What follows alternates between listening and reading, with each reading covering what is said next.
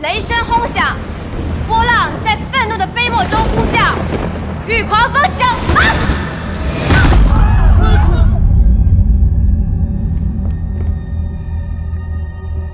那小哲怎么说？小哲说，他根本没有动过尤娜，而且这礼堂的摄像头刚好拍不到舞台的侧面。小哲，你别紧张，这同学之间发生一些不小心的意外，这是很正常的。我们只要想一想怎么去弥补，去道歉就好。阿姨老师，陈老师，真的不是我，真的不是我推的，阿姨老师。是我在等他的部分朗诵完，我不知道他怎么就摔下去了。真的不是我推的，陈老师、阿姨老师，真的不是我，真的。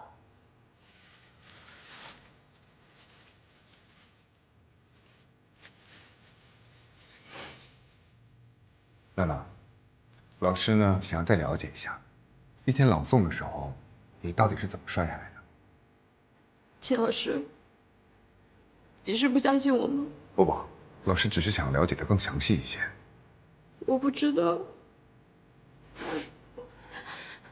我就感觉背后有人推了我一下。尤娜，有没有可能是你的高跟鞋太滑了，没站稳？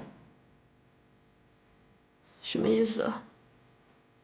陈老师，是小刘不承认吗？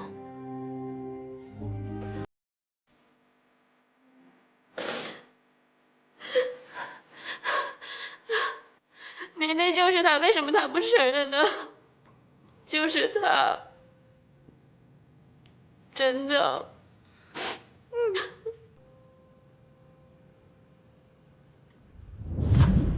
哎呀，这躺椅啊是真舒服，你真不要啊？我看这电影里啊，所有的咨询室都有这么一张躺椅。在100多年前，躺椅确实是心理治疗的象征之一，它起源于弗洛伊德的治疗室。哦，对，你不知道弗洛伊德是谁？嗯？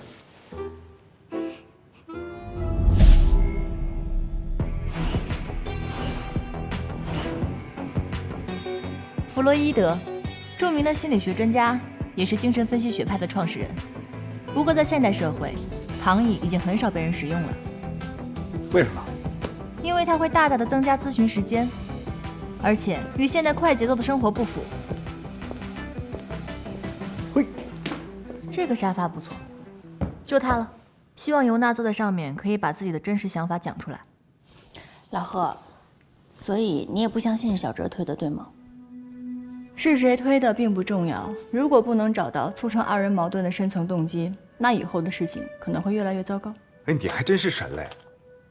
就在跳楼事件的前不久，事情开始恶化了。这里呢，就是你们小袁老师工作的地方。现在你们都已经穿上了主持人的服装，但是你们谁知道，要坐在这个主播台上，成为一个真正的新闻主持人，最重要的职业素质是什么？标准的普通话，快速处理新闻稿件的能力，这些都是基本功。还有谁知道？青蒿素呀！老师，对不起，我迟到了。哇，小哲你太漂亮了！这不是那好几千的最新款西服套装吗？没错，是新闻素养。这里包括了你们的立场态度，还有对新闻背景的累积，你们的文化知识储备，还有各种临场的反应能力。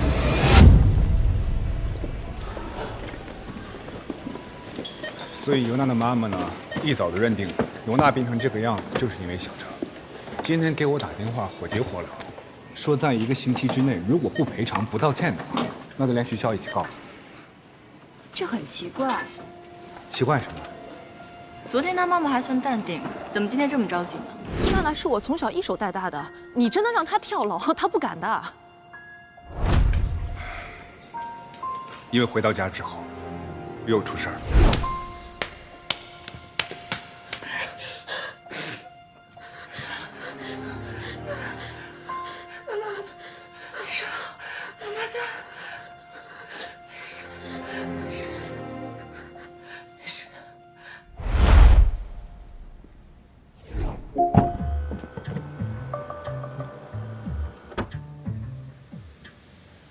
所以尤娜的妈妈呢，一早就决定要找你去做心理咨询，一开始还以为尤娜会拒绝，没想到她居然答应了。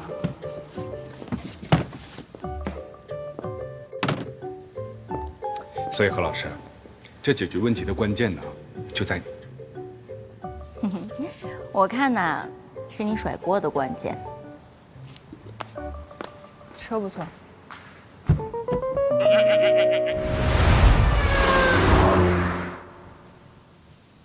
哎，老贺，这放这儿没错吧？可以放这儿就行。好。哎，师傅，麻烦这沙发摆在这个位置，跟这个大沙发成90度角，可以。好，我来就可以，谢谢。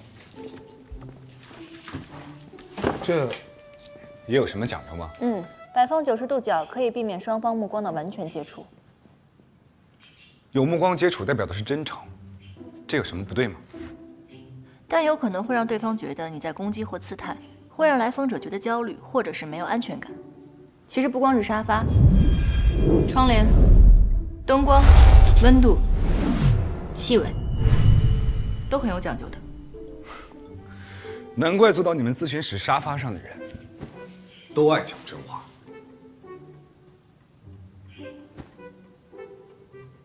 钱老师，您现在可以告诉我您鞍前马后的目的了吗？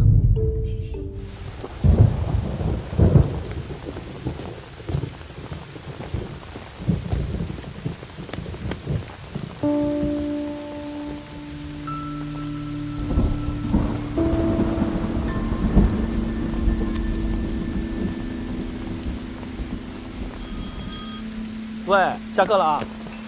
你在哪呢，爸爸？我还有2个路口，马上就到啊！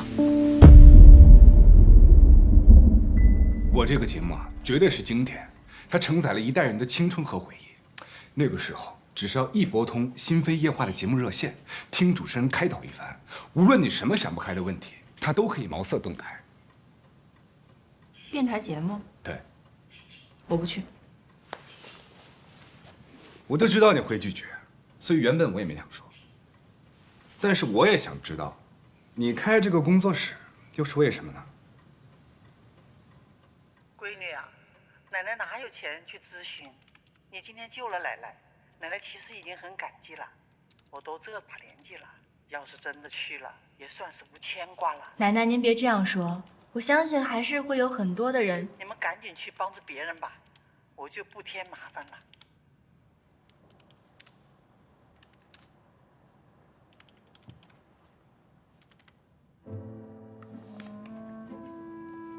贺老师，麻烦你在我离开之后，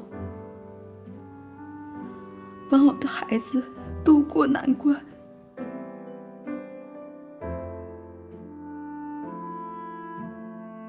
麻烦你了。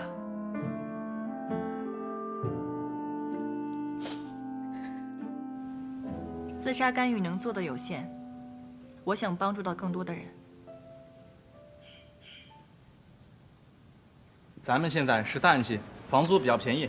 您看看这套，这套啊是咱们的一个平层开间，位置好，晚上安静。还有这套，这套啊是咱们的一个2居室，无论是工作还是休息都非常不错。或者您可以告诉我您的需求。南北向，上下2层，有阳台，最好还能看见海。咱们这儿啊正好有一套独栋小墅，您喜欢多层空间的是吧？就它879B。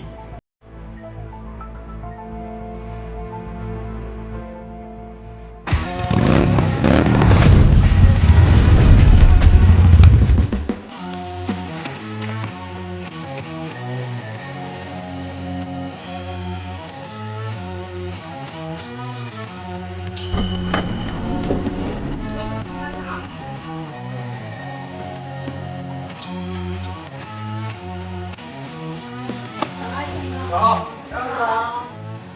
早，开业，吃吧，吃。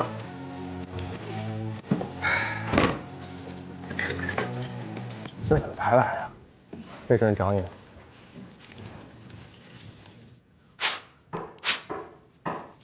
接，来坐。可以啊。你那个节目准备怎么样了？就这事儿？对呀，我们部门现在能有啥事儿啊？主任，您绝对想不到，这重启新飞夜话的微博转发都已经破万了。依我看，咱们这次的策略选对了。经典节目群众基础还是很厚重的。那是，新飞夜话栏目啊，那是全国第一家夜间情感类谈话节目，你知道吧？主持人魏兰老师绝对女神，知名度不亚于现在流行的那些。所以啊，主任，咱手握明星节目，就应该让它在新时代青春焕发起来。这第1期的主题我都已经想好了，就叫重回1996。咱们这一次的翻身仗就全靠它了。开一是这样啊，工作有热情，这都是好事儿，但你记着，路要一步一步走。那咸鱼翻身了好，翻不了身就变成鱼罐头。你那专家搭档找到了没有啊？还在找呢，2星期了。这不是所有的心理专家都适合这节目，他需要专业知识，还得跟我合得来，就是这个火花。小钱，你要明白，让潘台对咱们组铁树开花的重点不在于你。不在我，那在谁呀？在于你企划里的策略，把心理咨询的专业性和情感谈话结合起来。你得赶紧找专家呀！哎，你别走，我话没说完呢。别走，别走。开一啊，我想了一下，要不然再给你加个搭档，你们3个人，3人承重必有一长嘛。我就知道您找我没好事，还3人承重。您听说过3人成虎，众口铄金吗？也行，你说说吧，我也想知道谁给我当搭档。王卓，潘台的主意吧？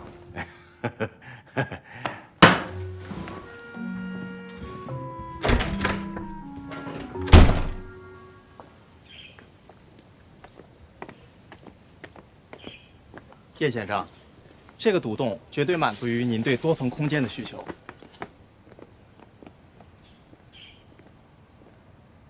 这个房子您看怎么样？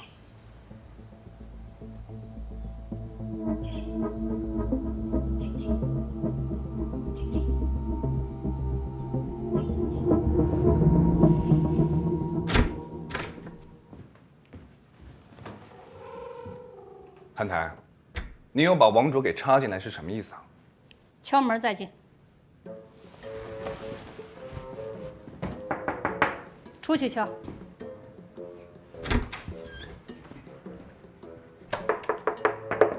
进。潘台，咱们当年做新闻广播的时候，这收听率暴跌2/3，最后是时间访谈去顶了火。这3个月不到，您就把我给撤下来了，换了王卓，美其名曰说需要换新鲜血液，我2话没说，我认了。但是今天这8字还没一撇呢，您这是为什么呀？时间访谈现在也是王牌节目，我这是让你们强强联合，企划案一路给你做绿灯，声势也给你造了，档期、赞助商也都给你落实了。可人呢？你那心理专家什么时候能到？有王卓在，跟你一块找，我心里踏实。我也算是看出来了啊，您这个绿灯呀，不是为我开的，是为心理专家开的吧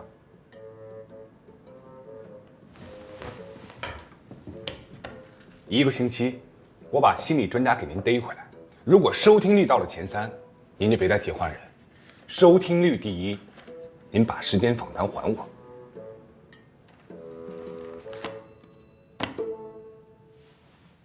成交。等我的好消息吧。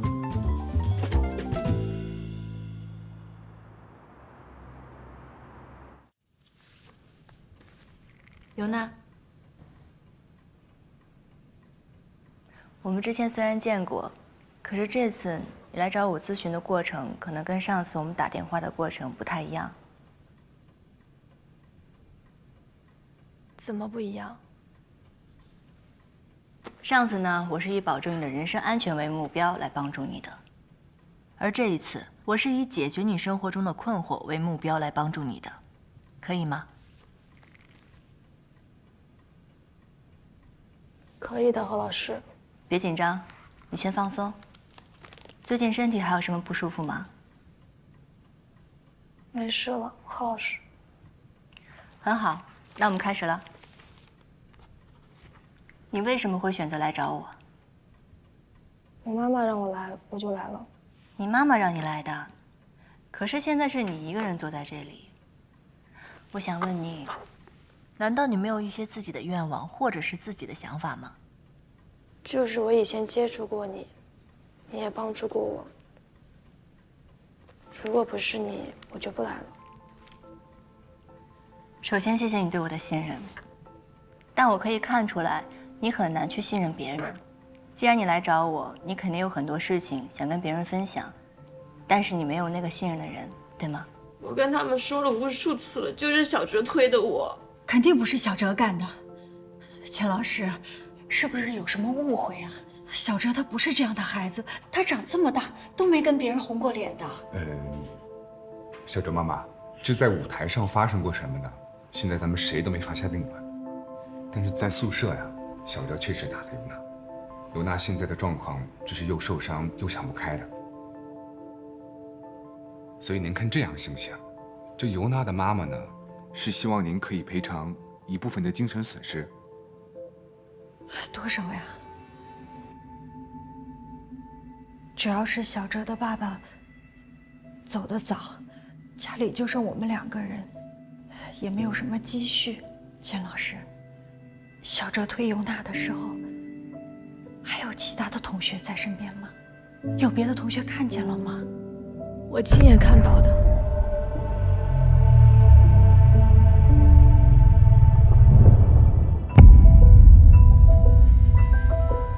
不被别人信任的感觉很痛苦，对吗？小哲总是能答出钱老师的问题，钱老师肯定更相信他。你觉得钱老师更加相信小哲，可是钱老师的信任对你来说很重要，但是小哲却获得了更多钱老师的信任，是这样吗？之前不是这样子的。好的，今天我们就讲到这儿。尤娜，请你来示范一下这一段。好。我送给朋友最初的礼物是书和音乐，我希望他们可以给他们带来快乐。每天早上坚持练声，基本功一定要打好，听清楚了没有？对了，尤娜，就由你来负责同学们的练声签到，好吗？好。可是自从钱老师来了，一切都变了。小哲，帮我去校门口接一下传媒大学的李主任，跟门卫说是汇演嘉宾，赶快。哦，好。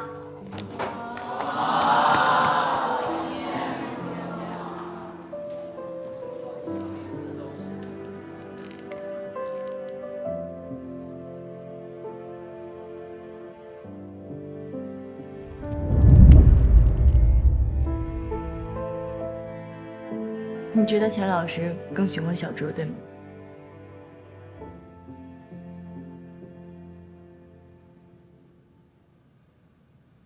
我不知道，可能钱老师真的不太喜欢我。尤娜，我发现你在意的并不是老师们对你是否认可，你反而更在意的是小哲有没有比你得到更多的认可。为什么你们都觉得小泽没有错？为什么都是我的错？我怎么那么差劲？尤娜，你一点都不差，你很棒，你很优秀。我不优秀。如果我优秀的话，为什么连我爸爸都帮他？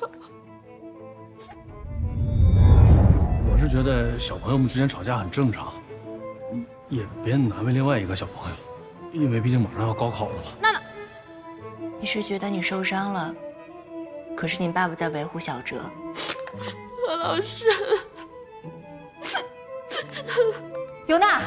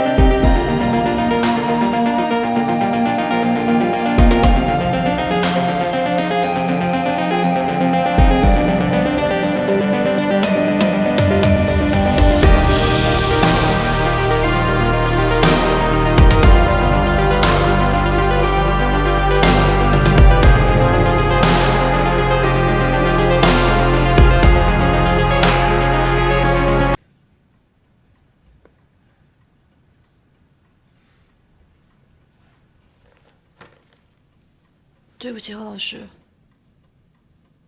我嫌我还没有准备好。没关系的。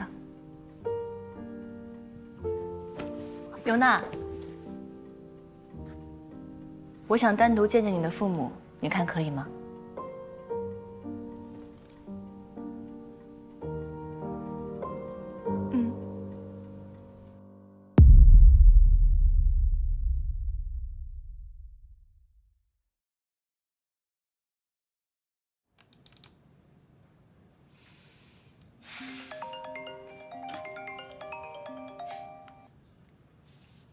怎么啦？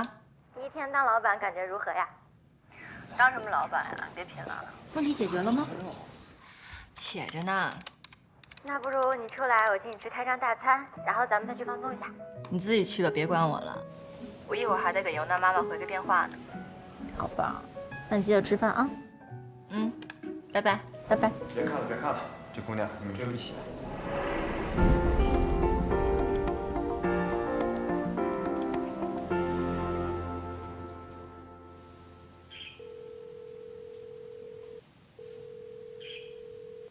尤娜妈妈，您好。是这样的，我跟尤娜的咨询呢有一定的进展，但可能还需要您的帮助。您看这样方不方便？麻烦您跟孩子的爸爸一起过来找我一下，我们可以讨论一下尤娜的事情。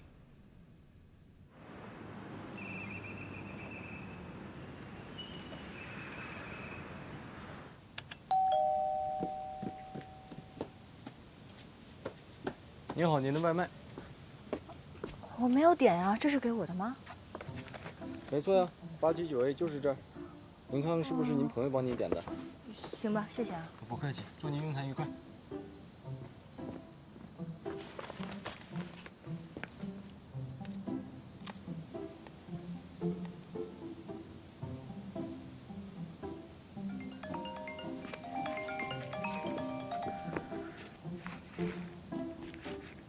喂，这一次猜到是我了吗？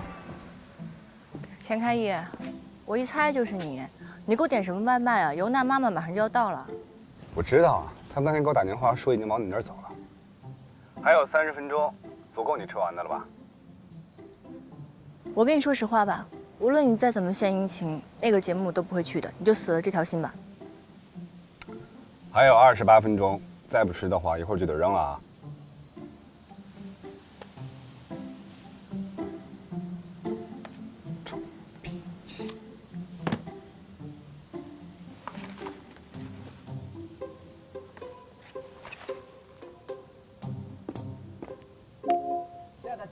朋友们，你们好，这里是海丰国际广播电台，我是你们今天的主播小超。来，让我们看一下今天第一位留言的听众啊。小超你好，我很喜欢你，请问钱开义呢？这位听众有点不厚道了，能不能给我留点小小的面子呢？是这样的。你的喜欢呢，我收下了。钱主播呢，今天有重要的任务外出，所以呢，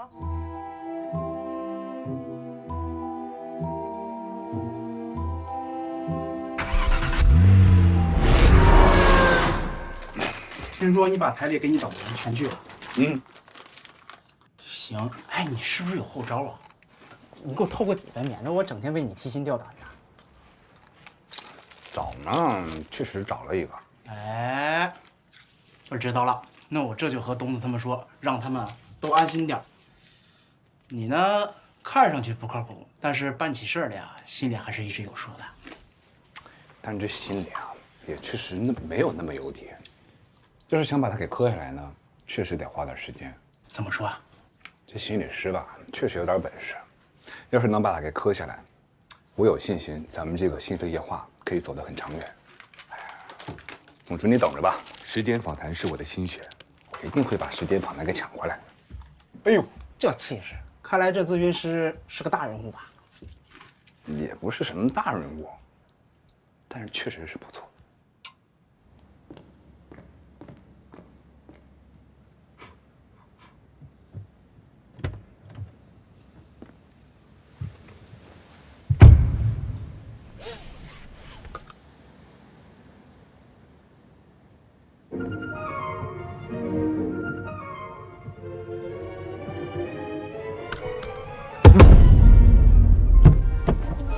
不能别一惊一乍的？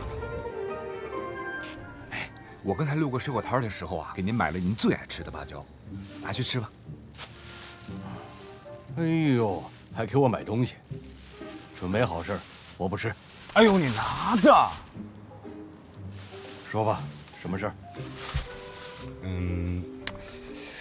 其实也没什么事儿，就是这心理咨询师吧，他基本上啊已经找到了合适的人选，这合作嘛谈的也不错，所以您看是吧？您是不是先批点预算，让这节目先运转起来？忽悠，使劲忽悠啊！人熊俏都跟我说了，有热度还是专家？可以啊，开业。原来你留了一手高的，人家给拒了。拒了。你的心理专家根本就是拒绝你了，没钱。什么都会吧？费主任，咱莫慌。您看啊，这刘备当年请诸葛亮出山，可是三顾谋，我才被拒绝了1次，都不是事儿。哎呀，就你还想跟刘备比？等签下来再说吧。不是，那咱节目前期得宣传造势啊，是吧？您看，您把这势给造好了，我这人咔嚓一签，这节目呢，腾一下就火了。哎呀，我问你，是先有鸡还是先有蛋？啊？你这专家都没签，我宣传什么呀？我咱们先不谈什么先有鸡先有蛋，你得让人家专家看到观众的需求跟困惑，是吧？那就更好签了。再说了，人家其他节目都没有主持嘉宾的情况下就开始超前宣传了，怎么到你这儿就这么费劲啊？你怎么这么犟呢？你到台里多长时间了？你不知道台里情况，提前批资金，这要是时间访谈还差不多。我知道你，为了稳定你团队里的那个小年轻的军心，但是啊，孩子你记住，做节目不能光讲义气，还得需要耐心。说白了，您就是不想帮我呗？你这孩子怎么这么犟呢？我跟你说不明白啊！你说我能跳过规矩去办事儿吗？我要那么办的话，其他团队怎么看我？行，那到时我这节目火呢，您千万别过来揽光啊！这是什么孩子呀？你这说你，哎，你慢点关。干嘛？你这哎，怎么着？你这孩子你不给你，不给你就不给你。我吃一口香蕉吃不着你的。这什么孩子？这熊孩子，你这是。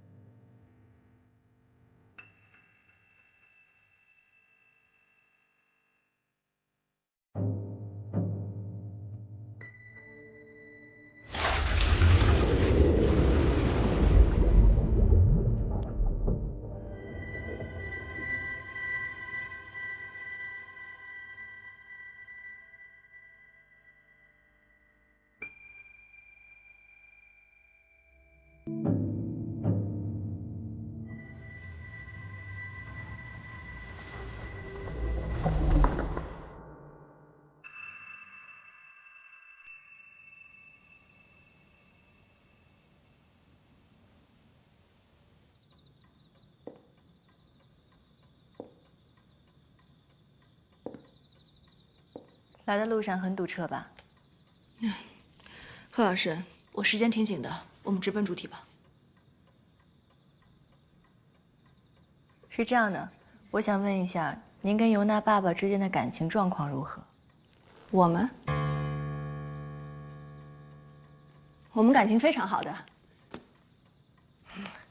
我确实工作很忙，那娜娜爸爸他也有自己的事情要忙，但是他还是会给我时不时制造一些惊喜。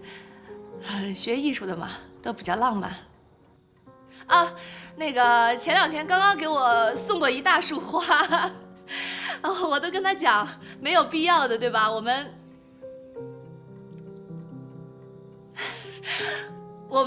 这个年纪的人没有必要这样的，学年轻人何必呢？还挺浪费钱的。他就跟我说，别人有的东西我也应该要有。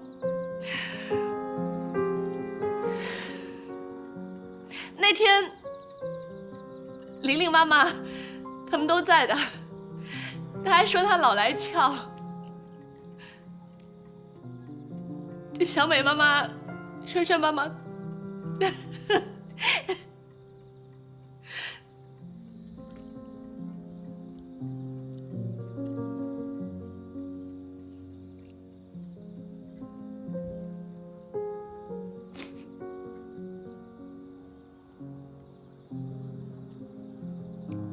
我们离婚了。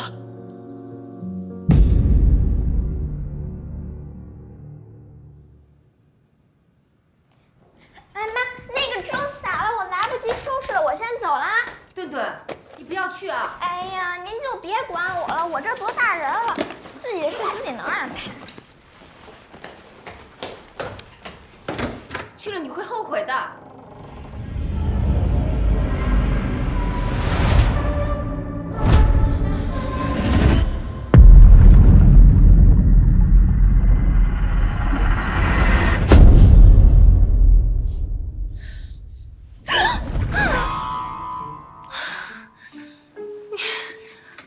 你干嘛呀，唐丽丽？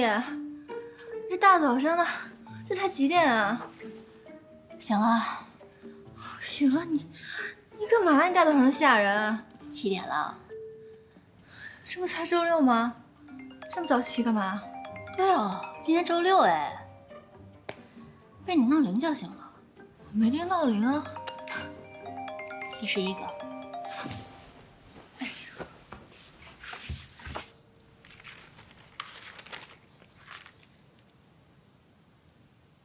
没问题，这很正常。当你主动想要改变你现状的时候，其实比你被动的接受我的咨询会更有效果。是的，何老师。所以我跟尤娜爸爸也是商量了一整个晚上，我们两个决定齐心协力的解决这个问题，直到娜娜彻底好起来。您看您今天有没有时间？我们想10点过来。10点啊？没问题，那我们一会儿见。好，谢谢。好的，再见。你这新开张业务不断呢。哎，尤娜那小姑娘到底怎么回事啊？啊，行了行了，知道了。成了你的来访者就得保密。知我者丽丽，没劲。哎，对了，下午你有事吗？怎么了？我约了工程队。工程队？咱们家呀，虽然新，但是下水反味什么的问题一大堆，我想找人来一次性修好。可以啊，反正下午去找我妈，你做决定吧。得嘞。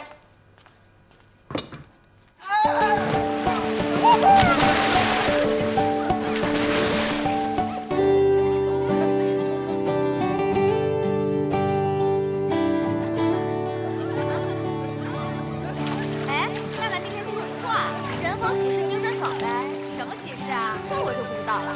你泳衣好好看，在哪儿买的呀？唯品会呗，那成天收大家快递。我要上去看看。哇，都好好看啊！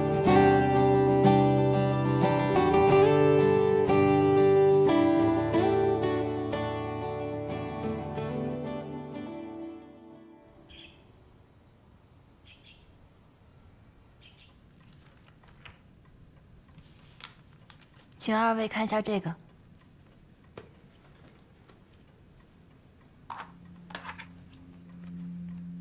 抱歉啊，何老师，昨天我们临时退缩了。主要是因为我们2个的事情从来没有对外说过，所以一时间还没有做好心理准备。没关系的，事发突然，不仅你们没有做好准备，尤娜也没有。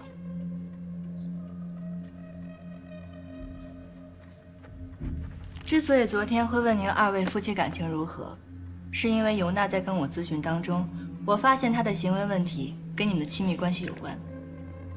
所以今天，我想从你们家庭关系互动当中寻找一下这个原因，可以吗？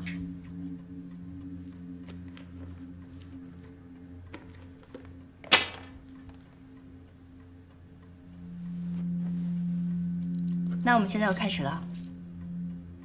你们2位是什么时候离婚的？尤娜知道吗？她到现在都不知道，应该是去年刚上高2没多久我们就离了。但是，因为她马上要高考嘛，所以我们就决定一起瞒着她。为什么是去年这个时间离的婚呢？因为他要办雕塑展。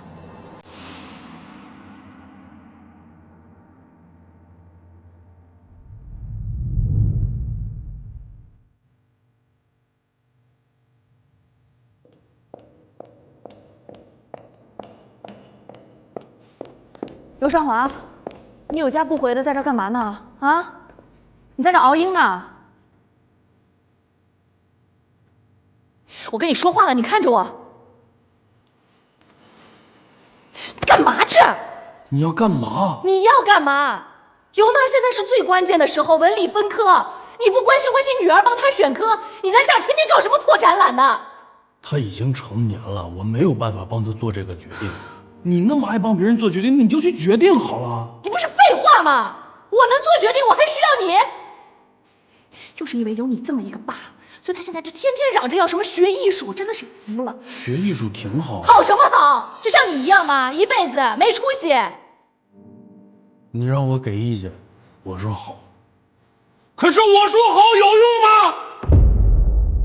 你有病吧？你嚷什么？啊？啊，好，就让他学艺术，好吧？就跟你一样，哎，心比天高，命比纸薄的，你们俩父女都这样，好吗？你不要这么阴阳怪气的。你要是瞧不起我，你可以直接说，你用不着带上孩子。好，我直说，我就是瞧不起你。卢尚华，我告诉你，我瞧不起你，根本赚不到钱，你还给我装艺术家，装清高，你还嫌钱臭。我瞧不起你，你就天天在这儿捧着这堆石头，根本也不管孩子，不管家，我就是瞧不起你。离吧。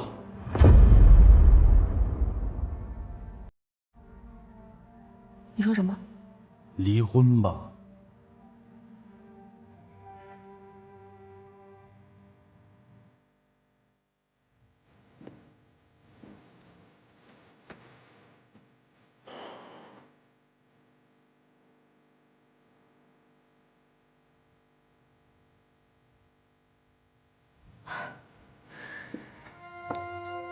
离就离。最后，我们就找了一个大家都空的时间，把离婚手续办了。哦，但是我们之前商量好了，只要孩子高考没有结束，就绝对不会告诉他。尤娜有没有可能已经知道你们离婚了？不可能，我们还住在一起，连床都没分，而且他从来没有问过我们之间的事情。不，贺老师，你的意思是娜娜这几次冲动是因为我们两个人的事情？这是绝对不可能的。她就是因为在学校里面跟小哲那个孩子起了冲突，老师都是亲眼看到的。在你记忆当中，尤娜最早有偏激行为是在什么时候？欢迎光临。欢迎光临。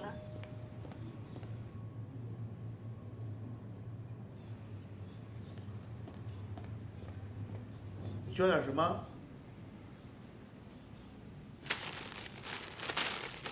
同学，我帮你找。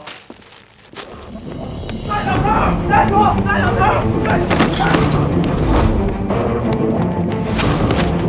头，站住！别跑！大小头！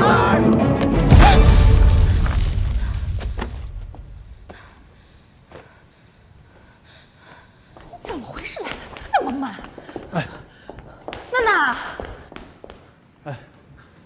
抱歉啊，从机场过来有点晚。你怎么搞得那么脏啊？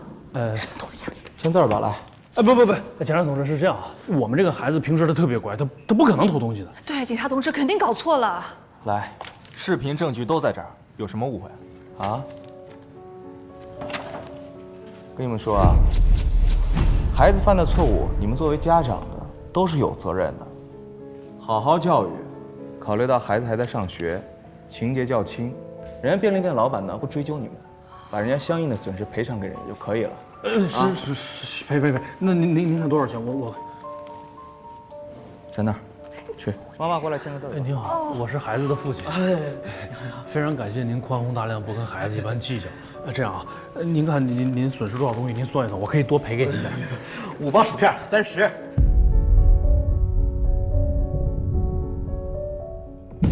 薯片。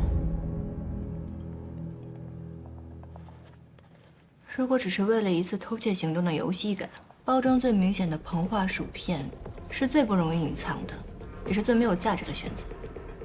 你们事后有问过尤娜为什么要这么做吗？问了，他就说好玩嘛，也没有想到后果。我们非常严厉地批评他了。有可能有别的原因。这没有什么其他可能性，小孩子们就是好奇心重，他都已经说了觉得好玩，而且经过那次之后，是不是误会？他没有再犯过的。再说了，以我们家的经济条件，30块钱5包的薯片，不至于的。我们这个孩子平时他特别乖，他不可能偷东西。对，肯定搞错了。离婚吧。